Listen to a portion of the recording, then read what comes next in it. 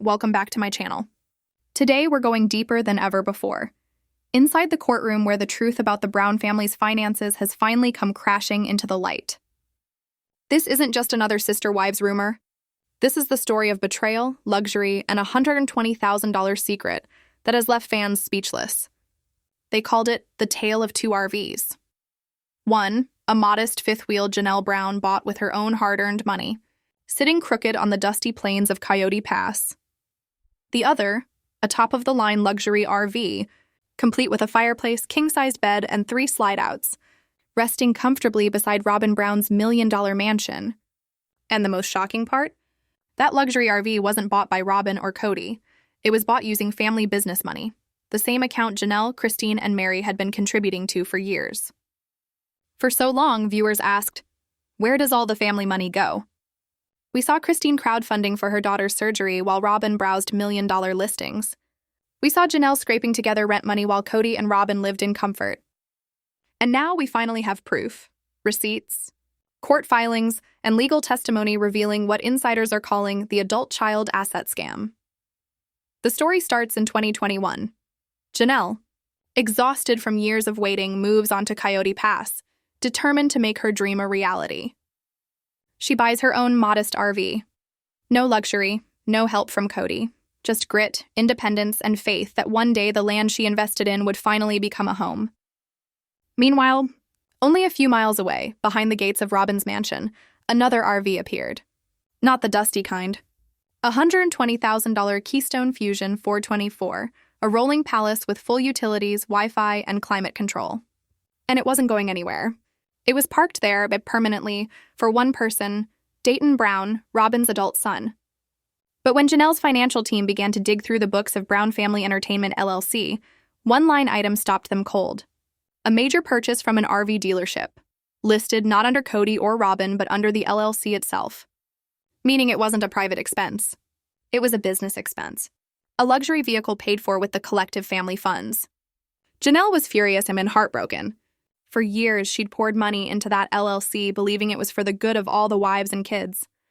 But this was theft disguised as family accounting. She didn't want revenge. She wanted fairness. Her lawyers reached out privately, asking Kody and Robyn to simply pay her back her share. $30,000, their response? Absolute denial. They claimed the RV was a production unit, a workspace. They even claimed Dayton was using it for filming logistics. But Janelle's team had the evidence. No film records, no production use, and not 1 minute of footage ever shot inside that RV. It was all a lie, a paper shield to cover a personal luxury purchase. When they refused to negotiate, Janelle did what no one in the family ever had the courage to do. She filed a lawsuit. In Coconino County Superior Court, the case was filed. Janelle Brown versus Brown Family Entertainment LLC, Kody Brown, and Robyn Brown. The charges? Breach of fiduciary duty, misappropriation of assets, fraudulent conveyance. The discovery process was explosive. Court orders forced Kody and Robyn to hand over years of bank statements and purchase records.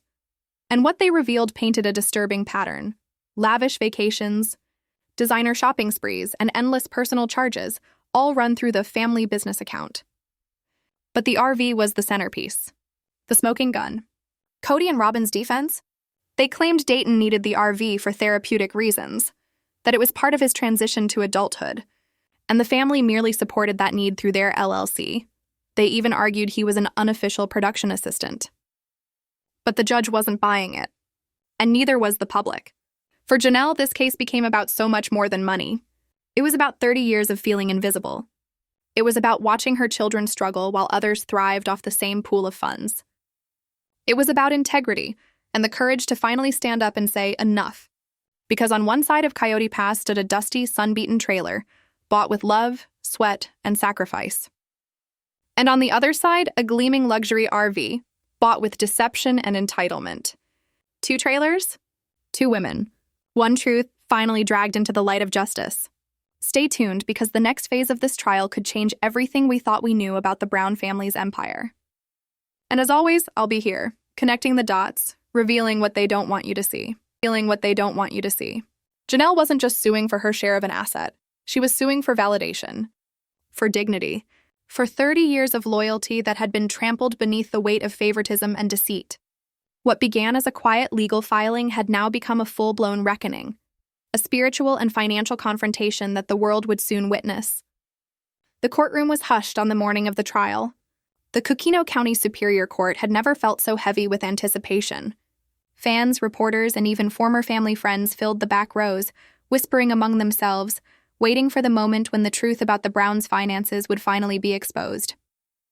At the plaintiff's table sat Janelle Brown, calm, poised, and unflinchingly resolute. Gone was the exhausted woman viewers had seen living out of a fifth-wheel trailer in the unforgiving wind of Coyote Pass.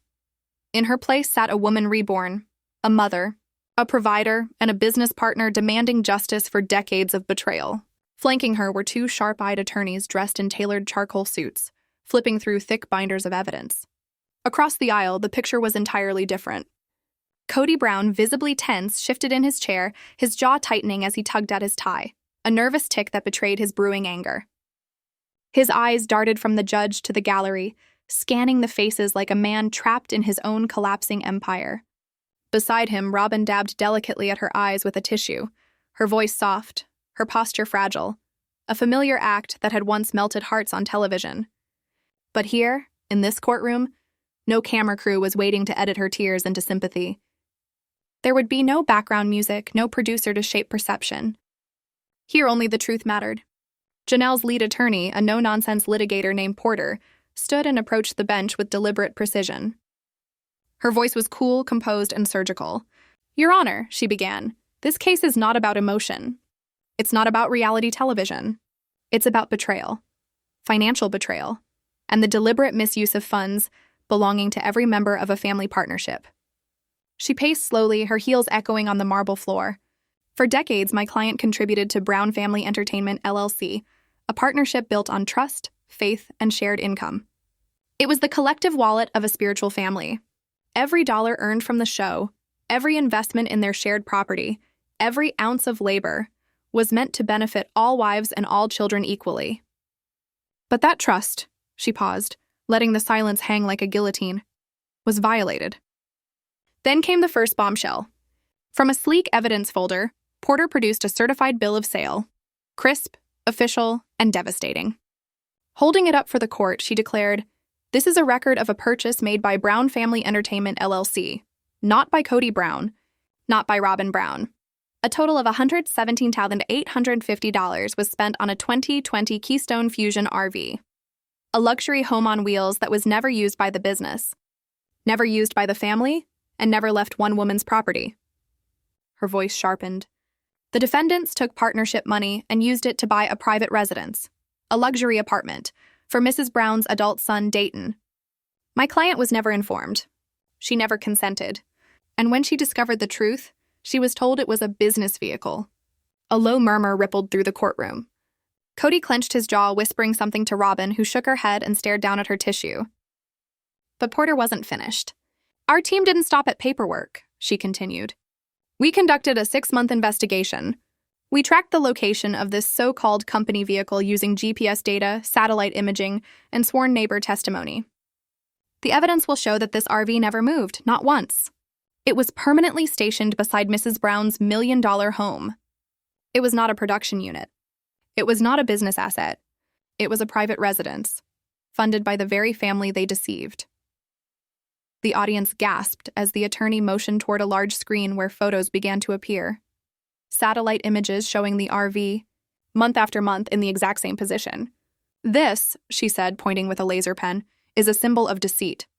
While my client lived in a trailer she purchased with her own post-tax income, hauling water and fighting the Arizona cold, the defendants provided their adult son with a $120,000 luxury suite paid for with shared funds." Then came the first witness. A middle-aged man in a slightly tight suit walked nervously to the stand, the RV salesman who handled the transaction. He adjusted his collar and cleared his throat before speaking. "Mr. Brown and Mrs. Brown came to the dealership together," he began. "They said they were looking for something for their son, a place where he could live but stay close to home." "Did they ever mention this was a business purchase?" Porter asked. He shook his head immediately. "No, ma'am, not once. They said it was for Dayton, that he needed space, privacy. Mrs. Brown was very clear about wanting it to be comfortable. She picked out the model herself. Porter leaned forward, voice crisp. Did they ever mention that other family members would use it? Janelle Brown? Christine Brown? Mary Brown? No, he said firmly. The entire conversation was about their son. Kody's jaw flexed as the courtroom fell into silence. Next came the aerial footage and the smoking gun. Image after image appeared on the courtroom screen. First, the gravel pad empty. Next, the Keystone Fusion parked neatly in place beside Robyn's mansion. And then for 2 years straight, the same RV, unmoved, untouched, rooted like a monument to favoritism. Finally, a neighbor was called to testify. A woman in her 50s, composed but visibly uncomfortable, took the stand. I live directly across from Mrs. Brown, she said softly. That RV's been there for years. I see Dayton come and go daily. He lives there, that's his home. I've never once seen it moved, never seen anyone else using it. The courtroom buzzed again. It was irrefutable. The so-called mobile production unit was nothing more than a stationary luxury apartment. As Janelle listened, she didn't smile. She didn't gloat. She simply watched, a mix of sorrow and vindication in her eyes. Because this wasn't just about one RV. It was about every moment she'd been told there's not enough money. Every time her dreams were delayed, her needs dismissed, her loyalty ignored. Now the truth was laid bare, under oath, under the light of justice. And for the first time, Kody and Robyn Brown could no longer hide behind the cameras. Because in this courtroom, the only script that mattered was the truth. The tension inside that courtroom was thick enough to cut with a knife. Janelle's legal team had gone straight for the jugular, subpoenaing production records from the show's parent company. When the production accountant took the stand, the truth began to unravel. Can you find any record, Janelle's lawyer asked, of Brown Family Entertainment, LLC billing the network for the use of an RV as a production office? The accountant flipped through his spreadsheets, his voice calm but final. No, there are no such records. The lawyer didn't stop there. And can you find any record of a Mr. Dayton Brown being on the payroll as a production assistant, a cameraman, or in any paid capacity at all? Again, the answer was no. The courtroom fell silent. The so-called production expense was a lie, a complete fabrication meant to justify an unjustifiable purchase. Brick by brick, Kody and Robyn's defense was crumbling under the weight of their own deception. When it came time for the defense to present their case, their tone changed. Facts had failed them. Emotion was all they had left. Robyn took the stand, already dabbing at her eyes with a tissue. Her voice trembled. It was for Dayton, she whispered, tears streaming down her face. My Dayton. He's such a sensitive boy. The move to Flagstaff was hard on him. He needed his own space to grow and be independent, but I needed him close. The RV was the perfect answer. She painted herself as the selfless, protective mother, the martyr doing whatever it took to help her struggling son. Then she looked directly at the judge and tried to spin it as a family investment. It was never just for Dayton, she claimed. I saw it as something the whole family could use. A place to gather at Coyote Pass, a home base for everyone. But Janelle's lawyer was ready. He rose slowly, calm yet lethal. Mrs. Brown, he began, you claim you had these family visions for the RV. In the more than 2 years since its purchase, did you ever once offer the keys to Janelle Brown, who was living on Coyote Pass in a trailer without running water? Robyn hesitated. Well, we never got the utilities hooked up. It wasn't the right time. The lawyer moved in for the kill. So your so-called vision depended on conditions that you, as part owner of that land, never even bothered to meet. You bought a $120,000 RV for a dream you never intended to live. Then came the knockout question. Can you produce a single email, a single text message, a single record of a call where you discussed this purchase with your business partner, Janelle Brown, before it was made? Robyn stammered. Kody handled the business side. We all trusted him. The lawyer's voice sharpened. So you were either completely uninvolved in spending over $100,000 of company money, or you were involved and deliberately excluded your partner. Which is it? Robyn froze. Every tear now looked staged. Every quiver rehearsed. Her performance had collapsed. Then came Kody's turn. He swaggered to the stand with that familiar arrogance, glaring straight at Janelle. This is an attack on my family, he thundered. I am the leader. I make the decisions. Dayton needed help. I did what any good husband and father would do. But the cross-examination was brutal. Mr. Brown, Janelle's lawyer began, As president of Brown Family Entertainment LLC, you have a fiduciary duty to all partners.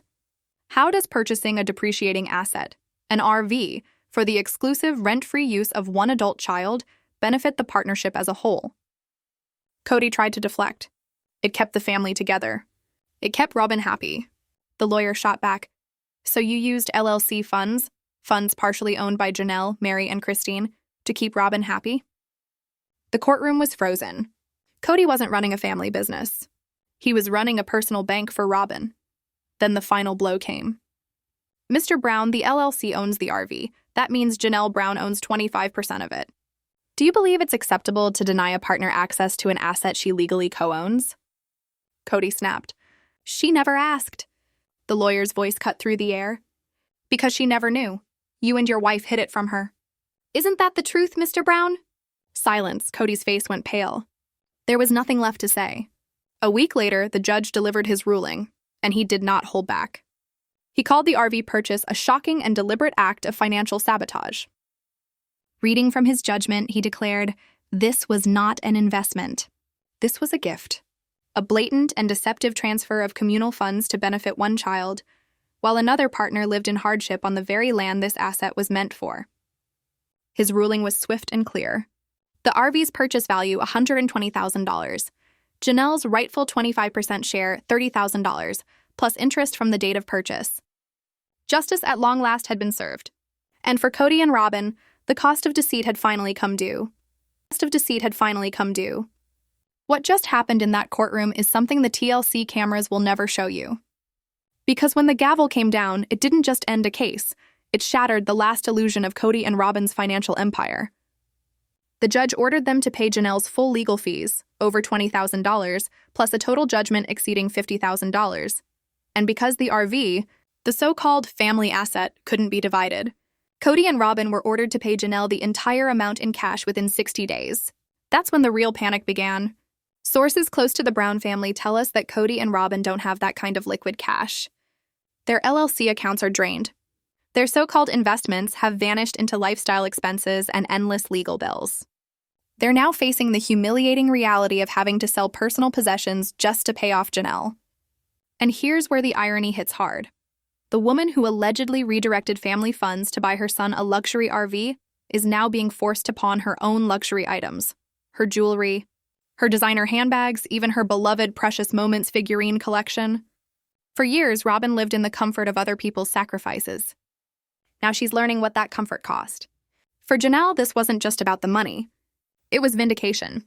A court of law finally acknowledged what she and viewers had known for years, that the family's finances were built not on fairness, but on favoritism. That while one wife struggled in an RV she had to buy herself, another was funding her son's luxury life with family money.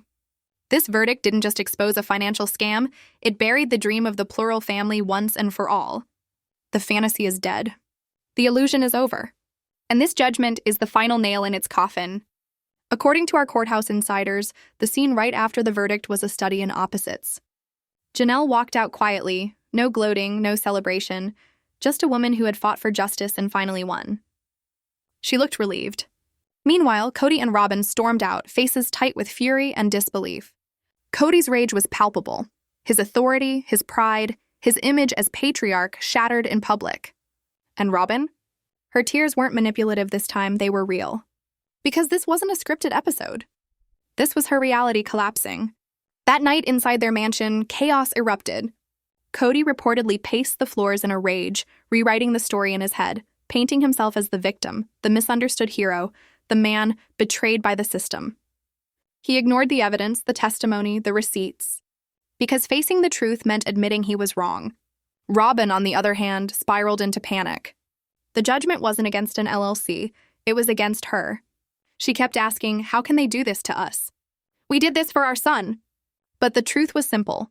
She had blurred the lines between family loyalty and financial deceit. And now the law had caught up. Their desperation led them to one final hope, an appeal. But even their lawyer shut that down fast. Appeals cost money they don't have. And this ruling was based on hard evidence, not interpretation. There was no loophole left to exploit. When the lawyer mentioned the word lien, Robyn reportedly broke down completely. because that word meant the nightmare was real. Her mansion, her sanctuary, could now be legally claimed if they failed to pay Janelle. In a final act of desperation, Kody went to the bank, begging for a personal loan or line of credit. The answer? A cold, humiliating no. Because the truth, as the loan officer saw in black and white, was the same truth the world now knows. Kody and Robyn Brown are house rich. And cash poor. And cash poor. When Kody and Robyn walked out of that courtroom, they had no idea just how far their financial freefall was about to go. Because behind the mansion walls, beneath the facade of control and confidence, the truth was brutal. They were drowning in debt. Their sprawling Flagstaff mansion carried a massive mortgage. Add to that multiple car loans, a mountain of credit card balances, and suddenly the illusion of wealth began to collapse. The reality was undeniable.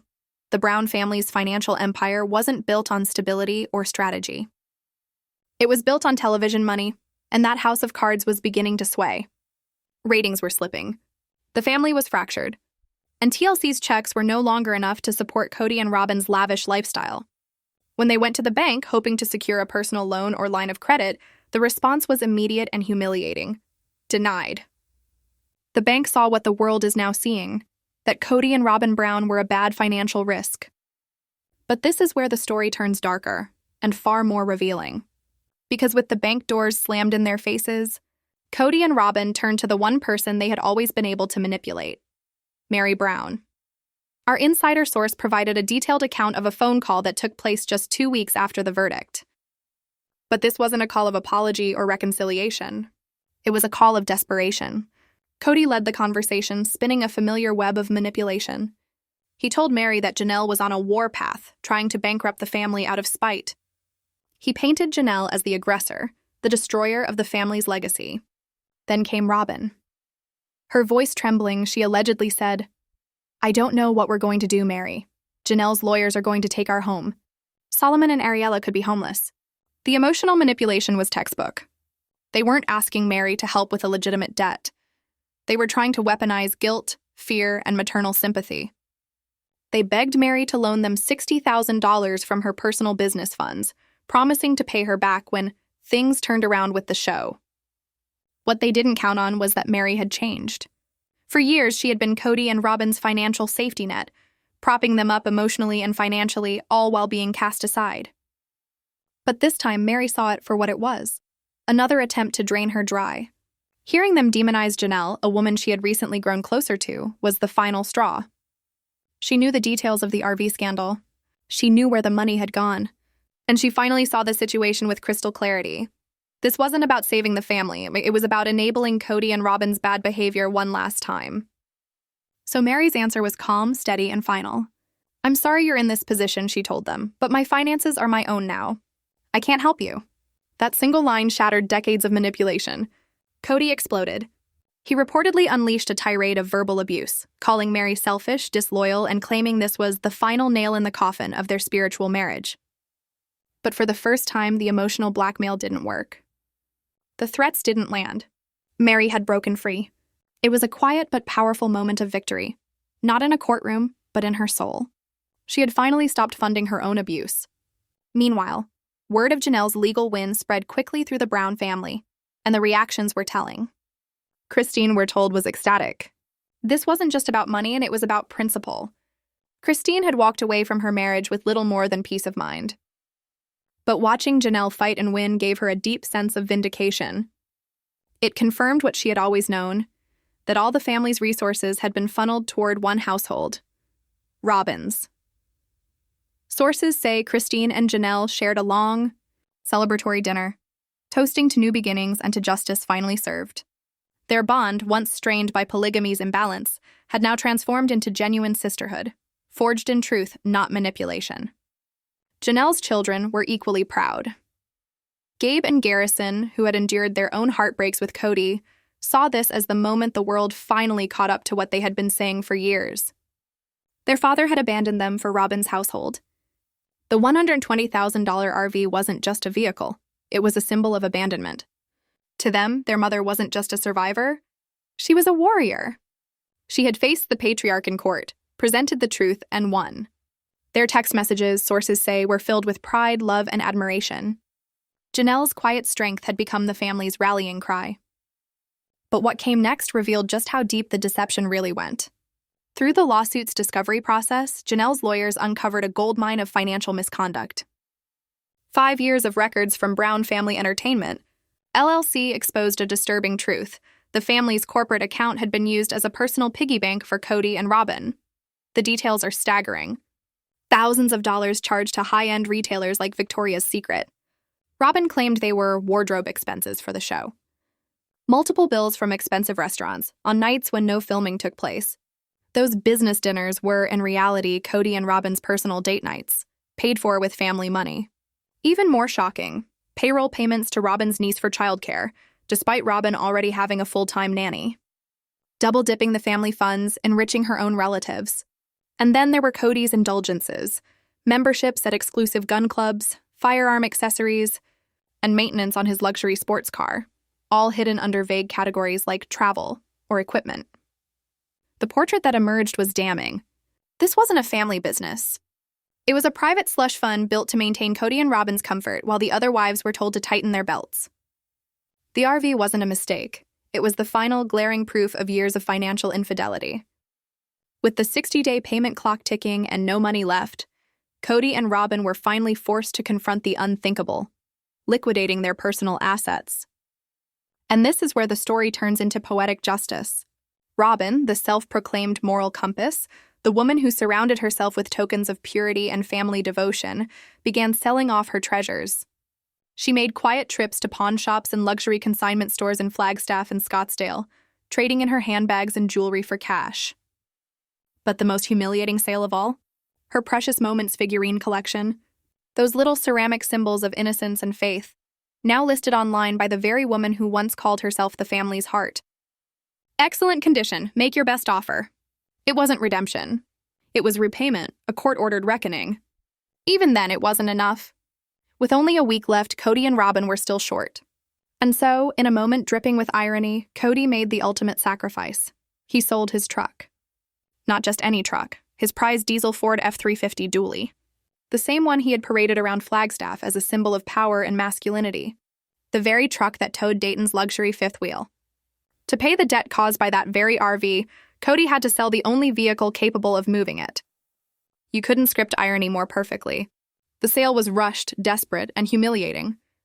But on the 5th day before the deadline, the money was wired to Janelle's attorney, every cent of it with interest. For Janelle, it wasn't about celebration. It was closure. That payment was the final severance from a 30-year illusion. It was her freedom fund, the price of liberation from a man who had built an empire on manipulation and favoritism. And in the end, it was Kody and Robyn who were forced to pay it. This wasn't just a lawsuit. It was a revolution inside the Brown family, a revolt that shattered the myth of unity and exposed the ugly truth. This was never a family. It was a kingdom, with a king, a favored queen, and a court of women expected to serve. But one of those women, Janelle Brown, finally rose up, fought back, and won. And that, my friends, is how empires fall. The question now isn't if more secrets will come out. It's when. And you can be sure. Sister Wives crew will be right here to bring you every single detail. Right here to bring you every single detail.